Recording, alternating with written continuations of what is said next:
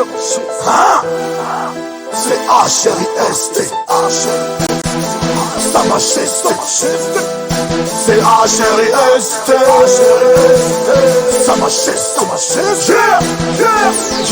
Il s'appelle roi de justice. C'est le fils de l'homme. Melchisedec, roi de Salem, roi de paix. Il est mon essence, ma source de vie, mon épée. Créateur du ciel, visible et invisible. Mon Dieu invincible, indivisible. A fait de moi ses disciples. Il est fils unique. 3 fois ça, il n'a jamais sué sa tunique. Né du Père, avant tous les siècles. Lumière, issue de la lumière. Engendré, non pas créé, mais de l'univers. Il est venu nous délivrer des liens de la mort et de l'enfer. Par l'esprit seul s'est fait chair et s'est fait homme. Mon Dieu est un Dieu d'ordre et de paix, un avec le Père et l'Esprit. À la croix pour toi et moi il a payé le prix. Il s'est donné en sacrifice. Jesus, qui peut tester sa majesté. Jesus, c'est H-R-I-S-T. Jesus, au diable je peux résister. Par la parole de Dieu et Saint-Esprit j'insiste. Jesus, qui peut tester sa majesté. Jesus, c'est H-R-I-S-T. Jesus, au diable je peux résister. Par la parole de Dieu et Saint-Esprit j'insiste. La mort n'a pas pu le retenir. Il est créateur de toutes choses qui peut le maintenir. Il est résurrection et la vie.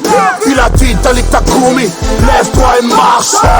Mon Dieu plus que tout, plus rien ne peut l'étonner. Il fait taire les tempêtes, orages et les tonnerres. Mon Dieu est lâche et la porte est droite. Il n'a pas décidé de qui sera à sa droite. Rappelle-toi la femme au vassal battre. Le garçon démoniaque qui dans l'eau voulait se débattre.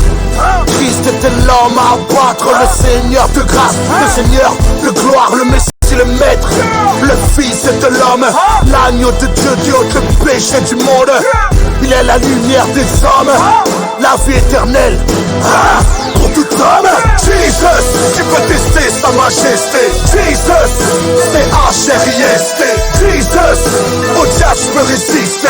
Par la parole de Dieu et Saint-Esprit j'insiste. Jesus, qui peut tester sa majesté. Jesus, c'est H-R-I-S-T.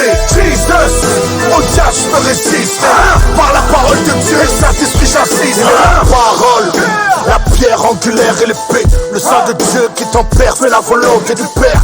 Il est plus que le roi de cette terre. Il est l'autorité suprême, le roc, le rocher. Christ est le grand berger, le grand pasteur pour toute âme. L'amour qui te rend stable. Il est la vie, le véritable, immuable, inimitable. Il est le témoin fidèle, le premier-né du ciel, l'alpha, l'oméga, le commencement, la fin. Il est le premier-né des morts, amour et la foi, il est la clé et la joie. Il est roi des rois, il est parfait et ne connaît pas l'erreur. Mon Dieu est puissant, ardent, le tout puissant, le feu dévorant. Jesus, qui peut tester sa majesté. Jesus, c'est H-R-I-S-T. Jesus, au diable je peux résister. Par la parole de Dieu et Saint-Esprit j'insiste. Jesus, qui peut tester sa majesté. Jesus, c'est H-R-I-S-T. Jesus, au diable je peux résister. Par la parole de Dieu et Saint-Esprit j'insiste. Jesus,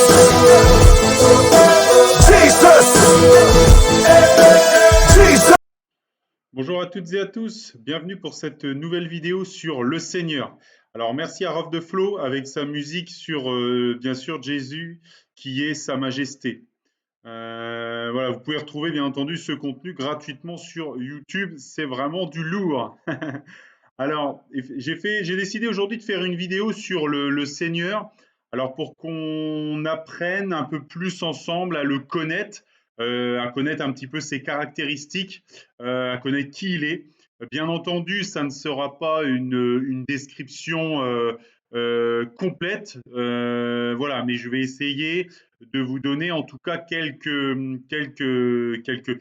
ben voilà, de vous parler du Seigneur, de qui il est et de ce qu'il aime. Voilà. Donc, c'est très important puisque, bien entendu, le Seigneur nous a dit dans l'évangile de Jean, chapitre 17, verset 3, « Or, la vie éternelle, c'est qu'ils te connaissent, toi, le seul vrai Dieu, et celui que tu as envoyé, Jésus-Christ. » Vous voyez vraiment ce que le Seigneur Jésus nous dit, c'est qu'il est important qu'on connaisse bien entendu Dieu le Père et qu'on le connaisse lui, le Seigneur Jésus, qui est aussi bien entendu Dieu. Voilà, donc on va commencer donc humblement à donner voilà, et commencer à parler du Seigneur et de ce qu'il est capable de faire, et, etc., etc. Bon, bien sûr, il peut tout faire puisqu'il est Dieu et qu'il est tout-puissant. Donc ça, c'est bien sûr finalement la définition de ce qu'est Dieu. Voilà, donc on voit donc dans la parole de Dieu, donc par exemple au livre de Jérémie, au chapitre 32, verset 27, on nous dit « C'est moi qui suis l'Éternel, le Dieu de toute créature. Y a-t-il quoi que ce soit de trop difficile pour moi ?» Bien entendu, la réponse à cette question est non, parce qu'il est Dieu et qu'il a tout créé, et il voit tout, et il sait tout, et il peut tout. Alors, donc, Apocalypse chapitre 1, verset 8, le Seigneur nous dit « Je suis l'alpha et l'oméga, dit le Seigneur Dieu, celui qui est, qui était et qui vient, le Tout-Puissant. » Alors, faut savoir que l'alpha et l'oméga, en fait, l'alpha, c'est la première lettre de l'alphabet en grec, c'est le A, c'est notre A, quoi. Et l'oméga, c'est le Z. Donc le Seigneur, vraiment, là, nous dit qu'en fait, il est le début et la fin. En fait, il est tout. Voilà. Évangile de Luc, chapitre 1, versets 34 à 37. Marie dit à l'ange, « Comment cela se fera-t-il, puisque je ne connais point d'homme ?» L'ange lui répondit, « Le Saint-Esprit viendra sur toi, et la puissance du Très-Haut te couvrira de son ombre. C'est pourquoi le Saint-Enfant qui naîtra de toi sera appelé Fils de Dieu. Voici Élisabeth, ta parente, a conçu elle aussi un fils en sa vieillesse, et celle qui était appelée stérile est dans son 6e mois. Car rien n'est impossible à Dieu. » Vous voyez, vraiment, rien n'est impossible à Dieu. C'est vraiment ce qui symbolise, voilà, il peut tout faire, il est tout puissant, il sait tout. Voilà, quand on voit effectivement la manière avec laquelle il a créé l'univers, on voit toute la sagesse. Aujourd'hui, on est encore en train de découvrir, voilà, on a découvert il n'y a pas si longtemps que ça les atomes, l'énergie, comment on pouvait la contrôler, etc., etc. Donc, en fait, on ne fait que découvrir ce que Dieu a créé il y a des millénaires. Et nous, il nous a fallu des millénaires juste pour le découvrir. Bon, c'est vrai que le symbole le plus fort, on va dire, alors bien sûr, le Seigneur a ouvert des océans, il a créé des sources d'eau, il a ressuscité des personnes comme Lazare, etc. Mais je trouve que si vous voulez, ce qui est le plus parlant sur la toute-puissance du Seigneur, je trouve que c'est finalement le livre de la Genèse. Vraiment de la manière dont notre Seigneur a créé la terre. Au commencement, Dieu créa les cieux et la terre. La terre était informe et vide. Il y avait des ténèbres à la surface de l'abîme, et l'Esprit de Dieu se mouvait au-dessus des eaux. Dieu dit que la lumière soit, et la lumière fut. Dieu vit que la lumière était bonne, et Dieu sépara la lumière d'avec les ténèbres. Dieu appela la lumière jour, et il appela les ténèbres nuit. Ainsi il y eut un soir et il y eut un matin. Ce fut le premier jour. Dieu dit qu'il y ait une étendue entre les mers et qu'elle sépare les eaux d'avec les eaux. Et Dieu fit l'étendue, et il sépara les eaux qui sont au-dessus de l'étendue d'avec les eaux qui sont au-dessus de l'étendue. Et cela fut ainsi. Dieu appela l'étendue ciel, ainsi il y eut un soir et il y eut un matin, ce fut le second jour. Dieu dit que les eaux qui sont au-dessus du ciel se rassemblent en un seul lieu, et que le sec paraisse, et cela fut ainsi. Dieu appela le sec terre, il appela l'amas des eaux mer. Dieu vit que cela était bon. Puis Dieu dit que la terre produise de la verdure, de l'herbe portant de la semence, des arbres fruitiers donnant du fruit selon leur espèce, ayant en eux leur semence sur la terre. Et cela fut ainsi. La terre produisit de la verdure, de l'herbe portant de la semence selon son espèce, et des arbres donnant du fruit, et ayant en eux leur semence selon leur espèce. Dieu vit que cela était bon. Ainsi il y eut un soir et il y eut un matin, ce fut le 3e jour. Dieu dit qu'il y ait des luminaires dans l'étendue du ciel pour séparer le jour d'avec la nuit, que ce soit des signes pour marquer les époques, les jours et les années, et qu'ils servent de luminaires dans l'étendue du ciel pour éclairer la terre. Et cela fut ainsi. Dieu fit les 2 grands luminaires, le plus grand luminaire pour présider au jour et le plus petit luminaire pour présider à la nuit. Et il fit aussi les étoiles. Dieu les plaça dans l'étendue du ciel pour éclairer la terre, pour présider au jour et à la nuit et pour séparer la lumière d'avec les ténèbres. Dieu vit que cela était bon. Ainsi il y eut un soir et il y eut un matin, ce fut le quatrième jour. Dieu dit que les eaux produisent en abondance des animaux vivants et que des oiseaux volent sur la terre vers l'étendue du ciel. Dieu créa les grands poissons et tous les animaux vivants qui se meuvent et que les eaux produisirent en abondance selon leur espèce. Il créa ainsi tout oiseau ailé selon son espèce. Dieu vit que cela était bon. Dieu les bénit en disant « Soyez féconds, multipliez et remplissez les eaux des mers et que les oiseaux multiplient sur la terre. » Ainsi il y eut un jour, il y eut un matin et ce fut le cinquième jour. Dieu dit que la terre produise des animaux vivants selon leur espèce, du bétail, des reptiles et des animaux terrestres selon leur espèce, et cela fut ainsi. Alors bien sûr, on peut continuer. Dieu créa la terre en 6 jours, et bien sûr, le 7e jour, il se reposa. Donc, même pas l'univers en 6 jours, et le 7e jour, il se reposa. Vous voyez, c'est vraiment incroyable. C'est-à-dire que le Seigneur dit que l'eau se sépare d'avec le ciel, et voilà, il y aura le ciel, et il y aura la terre. Vous voyez, c'est vraiment incroyable. Il s'est dit, en fait, avec la Bible nous en parle avec une telle simplicité que, en fait, voilà, le Seigneur dit et ça arrive. Vous voyez, on ne ressent pas, si vous voulez, en tout cas, ce n'est pas dit que le Seigneur fait des efforts. Non, pas du tout. C'est-à-dire qu'il dit, voilà, je veux que ça soit ça, et il vit que cela est bon, et hop, fin du jour. Vous voyez, c'est vraiment le Dieu tout-puissant créateur, quoi.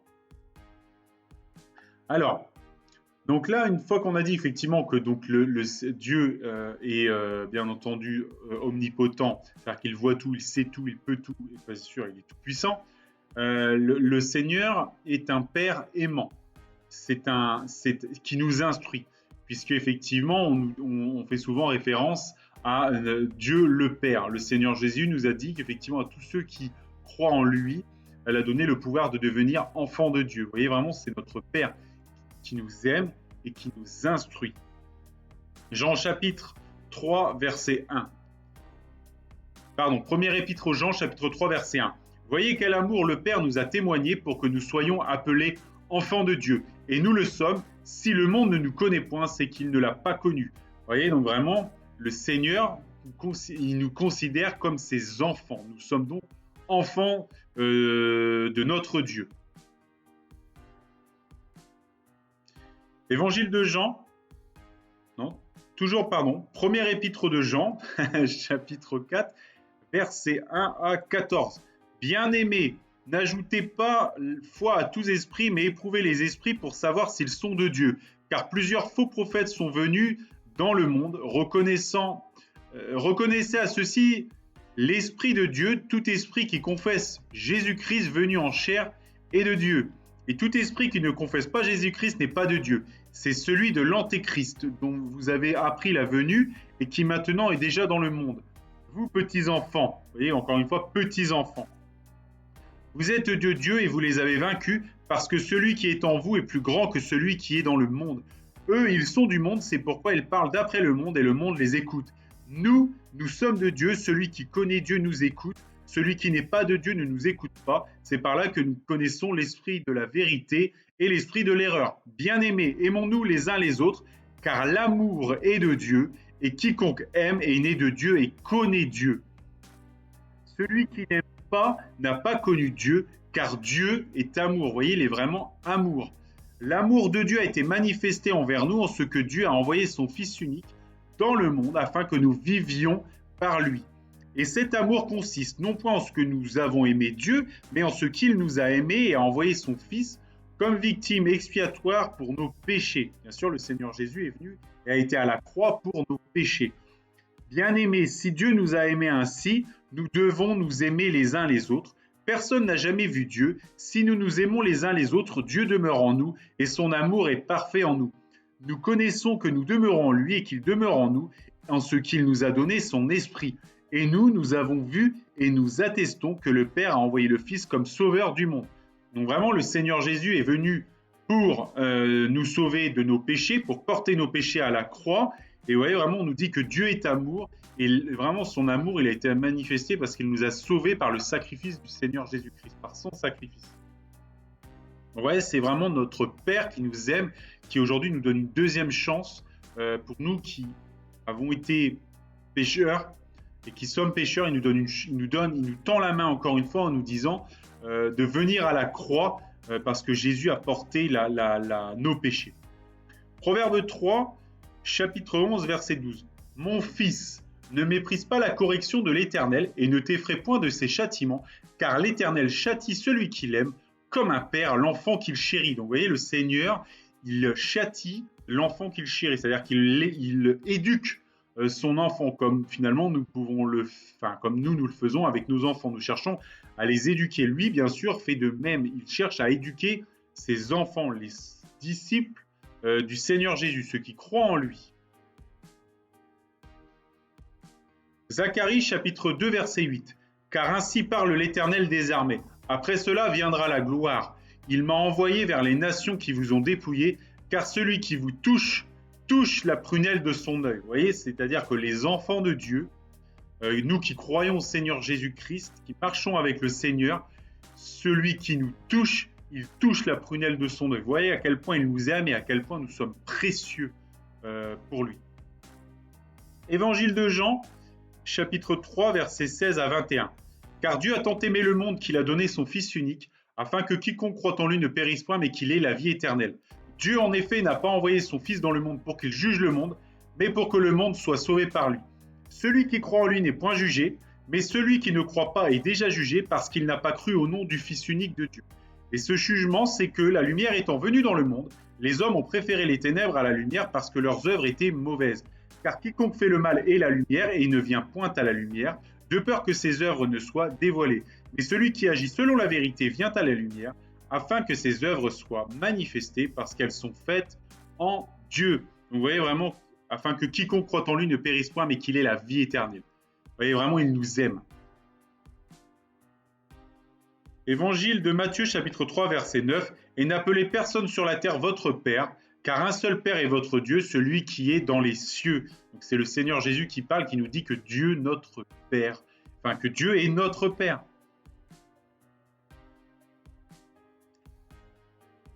Ésaïe chapitre 64 verset 8. Cependant, ô Éternel, tu es notre Père, nous sommes l'argile, et c'est toi qui nous as formés, nous sommes tous l'ouvrage de tes mains. Bien sûr, tout-puissant, Dieu créateur, vous voyez, nous sommes l'ouvrage de ses mains. Il est notre Père. Jérémie chapitre 13 verset 15 à 17. Écoutez et prêtez l'oreille, ne soyez point orgueilleux, car l'Éternel parle. Rendez gloire à l'Éternel, votre Dieu, avant qu'il fasse venir les ténèbres, avant que vos pieds heurtent contre les montagnes de la nuit. Vous attendrez la lumière et il la changera en ombre de la mort. Il la réduira en obscurité profonde. Si vous m'écoutez, je pleurerai en secret à cause de votre orgueil. Mes yeux fondront en larmes parce que le troupeau de l'Éternel sera emmené captif. Alors, si vous ne m'écoutez pas, je pleurerai en secret à cause de votre orgueil. Vous voyez, c'est vraiment le Seigneur qui parle et bien sûr, il nous aime. Et si nous ne l'écoutons pas, il en est bien entendu triste. Et c'est ça qu'il faut aussi avoir bien sûr en tête, parce que puisque le Seigneur est notre Père, qu'il nous aime, qu'il nous châtie, qu'il nous instruit, selon ses voies, il a bien entendu, il nous aime, donc il a des sentiments. Donc bien sûr, si nous ne l'écoutons pas, il va en être triste. D'accord ? Et c'est bien ce que le Seigneur Jésus a dit en disant, il y a plus de joie dans le ciel pour un seul pécheur qui se repent que pour 99 justes qui n'ont pas besoin de la repentance. Vous voyez, c'est vraiment c'est un moment de joie, et en tout cas, n'attristons pas notre Père. Le Seigneur est miséricordieux, il est bon et généreux. Alors bien sûr, on vient de le voir avec son amour et avec le fait qu'il rachète nos péchés à la croix, mais on va creuser un peu plus le sujet. Évangile de Luc, chapitre 18, versets 18 à 22. Un chef interrogea Jésus et dit, « Bon maître, que dois-je faire pour hériter la vie éternelle ?» Jésus lui répondit, « Pourquoi ne m'appelles-tu bon ? Il n'y a de bon que Dieu seul. Tu connais les commandements, tu ne commettras point d'adultère, tu ne tueras point, tu ne déroberas point, tu ne diras point de faux témoignages, honore ton père et ta mère. » J'ai, dit-il, observé toutes ces choses dès ma jeunesse. Jésus, ayant entendu cela, lui dit, « Il te manque encore une chose. Vends tout ce que tu as, distribue-le aux pauvres, et tu auras un trésor dans les cieux, puis viens et suis-moi. » Donc voilà, un seul est le bon. Alors, il n'y a de bon que Dieu seul. Et bien sûr, il faut suivre les commandements du Seigneur. Évangile de Luc, chapitre 6, versets 35 à 36. Mais aimez vos ennemis, faites du bien et prêtez sans rien espérer, et votre récompense sera grande et vous serez fils du Très-Haut. Car il est bon pour les ingrats et pour les méchants. Soyez donc miséricordieux comme votre Père est miséricordieux. Donc il est bon, vous voyez, pour les ingrats et pour les méchants. Il est bon aussi, bien entendu, pour les justes, pour les gens qui croient en lui. Et il nous appelle à être miséricordieux comme votre Père est miséricordieux. Vous voyez, il fait miséricorde aux ingrats et aux méchants. Et aux pécheurs que nous sommes.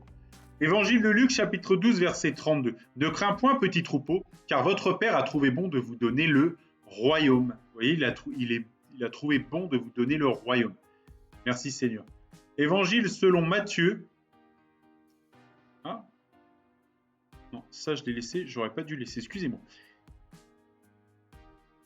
Hop, second livre de Samuel, chapitre 12, versets 1 à 8. L'Éternel envoya Nathan vers David et Nathan vint à lui et lui dit : Il y avait dans une ville deux hommes, l'un riche et l'autre pauvre. Le riche avait des brebis et des bœufs en très grand nombre. Le pauvre n'avait rien du tout qu'une petite brebis qu'il avait achetée, il la nourrissait, elle grandissait chez lui avec ses enfants, elle mangeait de son pain, buvait de sa coupe, dormait sur son sein et il la regardait comme un fils. Un voyageur arriva chez l'homme riche et le riche n'a pas voulu toucher à ses brebis ou à ses bœufs pour préparer un repas au voyageur qui était venu chez lui. Il a pris la brebis du pauvre et l'a appelée et l'a apprêtée pour l'homme qui était venu chez lui.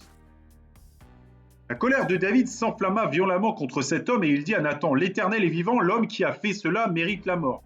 Et il rendra 4 brebis pour avoir commis cette action et pour avoir été sans pitié. Et Nathan dit à David : Tu es cet homme-là.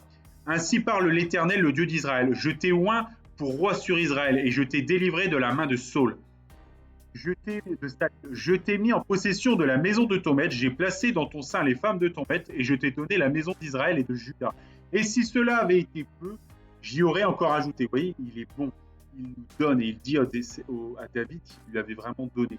Et là, David, bien sûr, a désobéi et le Seigneur va le corriger. Mais vous voyez, vraiment, il dit, si cela aurait été peu, j'y aurais encore ajouté. Vous voyez la bonté de notre Seigneur. Pourtant, il lui a donné des femmes, il lui a donné un royaume, vous voyez, c'est vraiment grand. Hébreux, chapitre 10, verset 17. Et je ne me souviendrai plus de leurs péchés, ni de leurs iniquités. Alors le Seigneur parle de ça quand il parle de la nouvelle alliance, l'alliance avec le Seigneur Jésus. Vous voyez, il ne se souvient plus de nos péchés, ni de nos iniquités. Merci Seigneur. Vous voyez à quel point il est miséricordieux. Car nos péchés, nous méritons d'être punis pour nos péchés. Et vous voyez, il nous dit, je ne me souviendrai plus de leurs péchés ni de leurs iniquités grâce à la nouvelle alliance. Merci Seigneur. Proverbe chapitre 3 verset 5.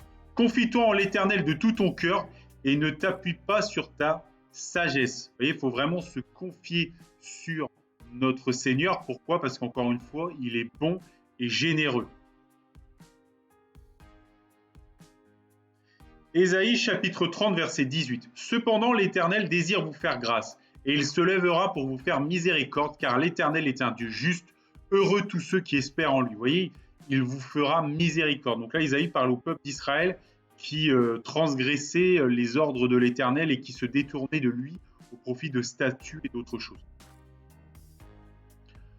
Alors, encore une autre caractéristique, si on peut dire ça comme ça, de notre Seigneur. Le Seigneur, il est vérité. Donc on voit Évangile de Jean, chapitre 14, verset 6. Bien sûr, le Seigneur lui dit, Jésus lui dit, je suis le chemin, la vérité et la vie. Nul ne vient au Père que par moi. Vous voyez, il est la vérité. Il est la vérité. Il dit la vérité. Il marche dans la vérité. Évangile de Jean, chapitre 8, versets 31-32. Jésus dit aux Juifs qui ont cru en lui, « Si vous restez fidèles à mes paroles, vous serez vraiment mes disciples. Vous connaîtrez la vérité et la vérité vous rendra libre. » Vous voyez, il est encore une fois ici question de vérité. On connaîtra la vérité. Il ne faut pas oublier que notre ennemi est le diable et que le diable est le père du mensonge. Épître de Jacques, verset 1, chapitre 18. « Il nous a engendrés selon sa volonté par la parole de vérité, afin que nous soyons en quelque sorte les prémices de ces créatures. » par la parole de vérité. Encore une fois, il est ici question de vérité. Le Seigneur marche dans la vérité. Et nous, bien sûr, nous devons aussi marcher dans la vérité, c'est-à-dire que toutes les caractéristiques que nous donne du Seigneur, c'est-à-dire le fait qu'il est vérité, le fait qu'il est omnipotent, le fait qu'il est tout-puissant, le fait qu'il est amour, le fait qu'il est miséricordieux. Alors bien sûr, le Seigneur nous appelle à être miséricordieux, il nous appelle à nous aimer les uns les autres, il nous appelle à marcher dans la vérité, marcher finalement dans les caractéristiques, dans ce qu'il est et dans ce qu'il aime. Seigneur, fais-moi connaître le chemin à suivre, apprends-moi à vivre comme tu veux, conduis-moi sur le chemin de ta vérité. Enseigne-moi car tu es le Dieu qui me sauve et je compte sur toi tous les jours. C'était le psaume 25, chapitre 4, versets 4 et 5.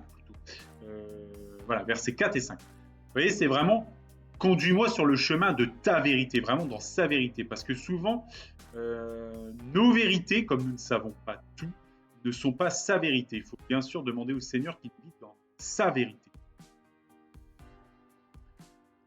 Évangile de Jean, chapitre 4, verset 24. Dieu est esprit et il faut que ceux qui l'adorent en esprit et en vérité. Donc bien sûr, encore une caractéristique, le Seigneur est esprit et il est vérité. Il faut que nous, du coup, nous l'adorions en esprit et en vérité. Alors, autre caractéristique, bien entendu, du Seigneur, et le Seigneur, encore une fois, nous appelle à être aussi ainsi, c'est-à-dire le Seigneur est justice. Il nous appelle à ce que nous fassions œuvre de justice dans nos vies. Ésaïe, chapitre 61, verset 8. « Car moi, l'Éternel, j'aime la justice, je hais la rapine avec l'iniquité, je leur donnerai fidèlement leur récompense, et je traiterai avec eux une alliance éternelle. » Vous voyez, il aime la justice, le Seigneur. Donc, bien sûr, marcher dans la justice.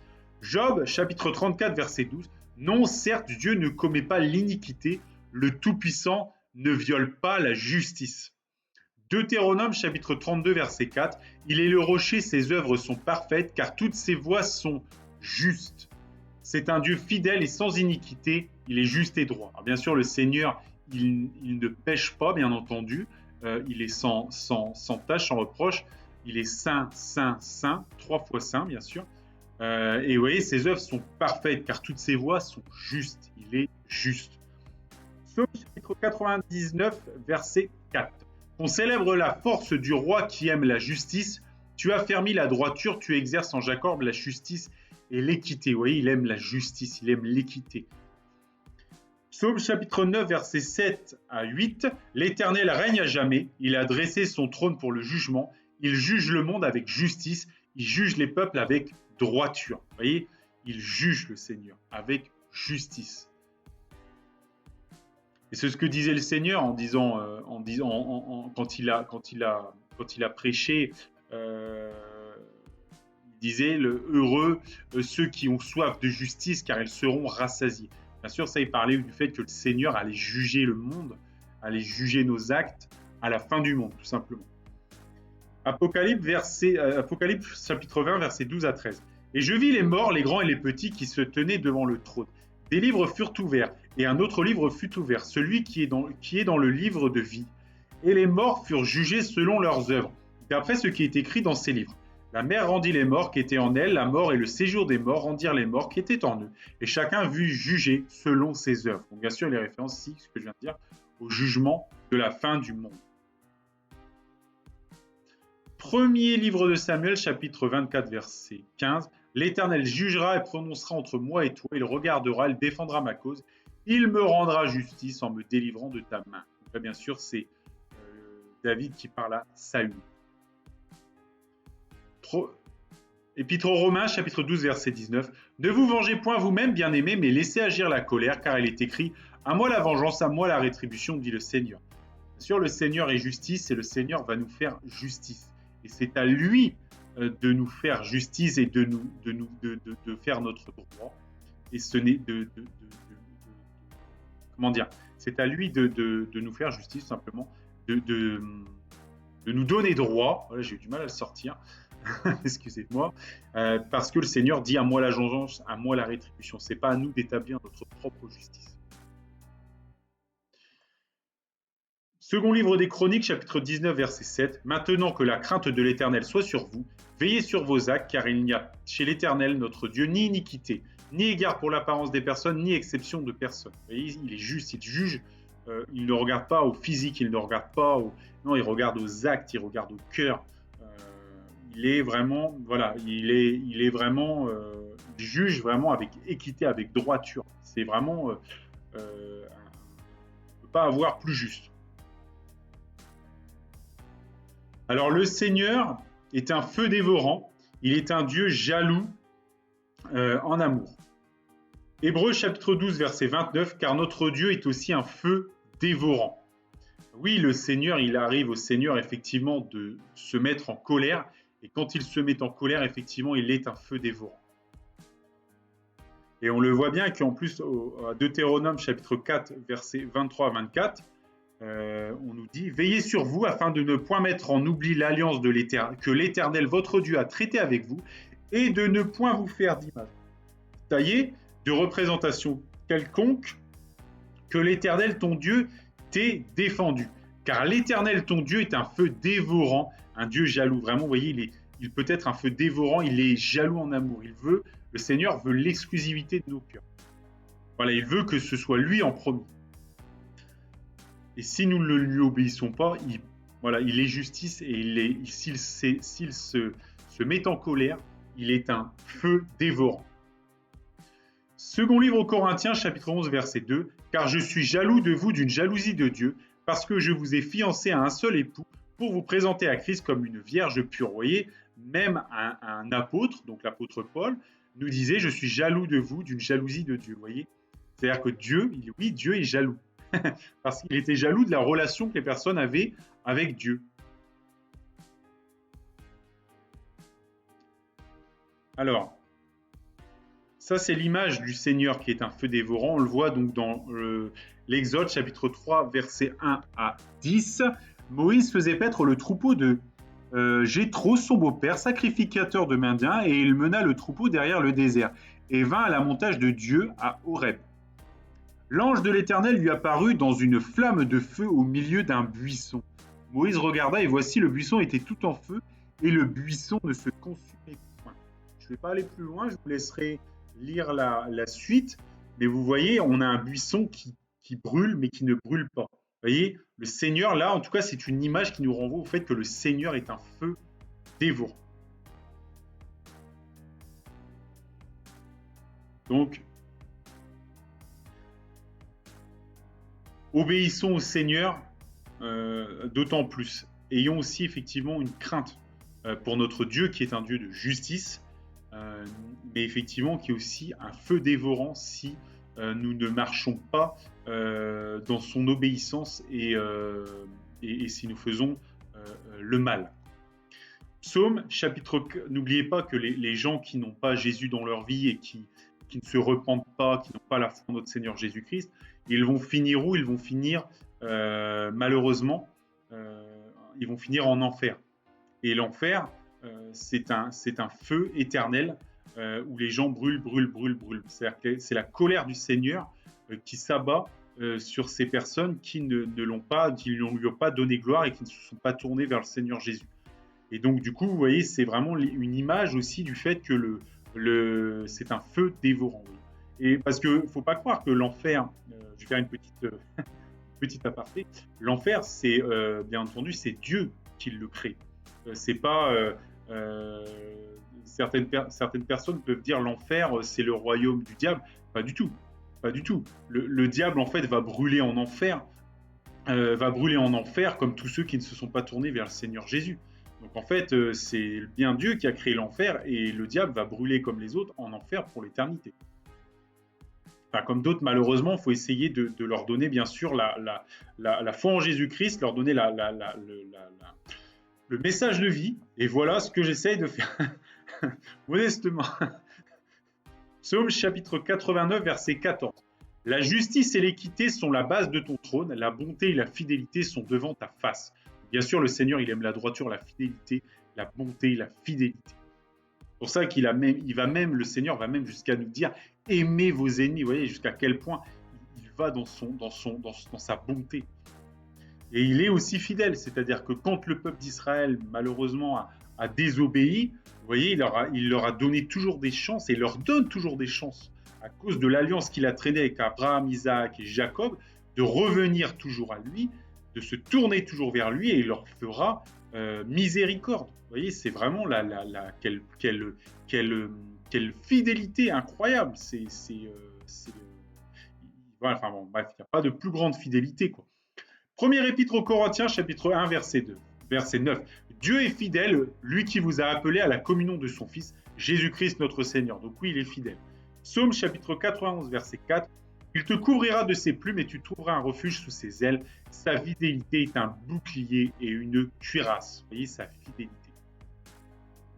Deutéronome chapitre 32, verset 4. Il est le rocher, ses œuvres sont parfaites car toutes ses voies sont justes. C'est un Dieu fidèle et sans iniquité. Il est juste et droit. Encore une fois, il aime la justice et la droiture. Proverbe chapitre 11, verset 2. Quand vient l'orgueil, vient aussi le mépris. Mais la sagesse est avec les humbles. Vous voyez, il aime l'humilité et il donne la sagesse aux humbles.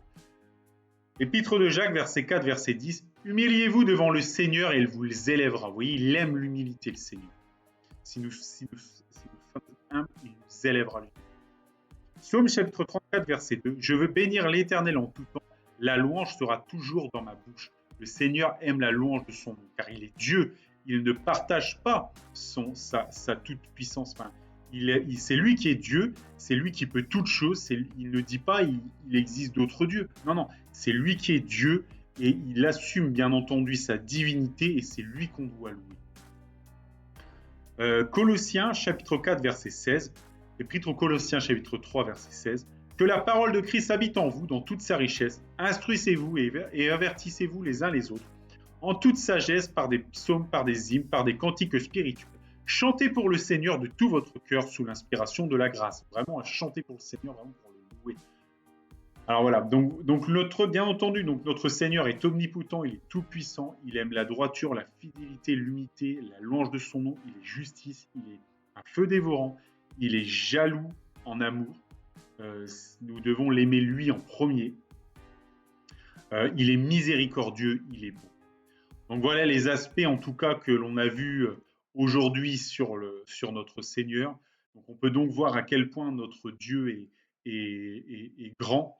Donc je vous invite encore une fois encore une fois, voilà, dans toute la Bible finalement, le Seigneur nous donne des indices sur ce qu'il aime, sur ce à quoi il prend plaisir, et on a des nombreux cas pratiques qui permettent finalement de voir comment on doit se conduire, Voilà.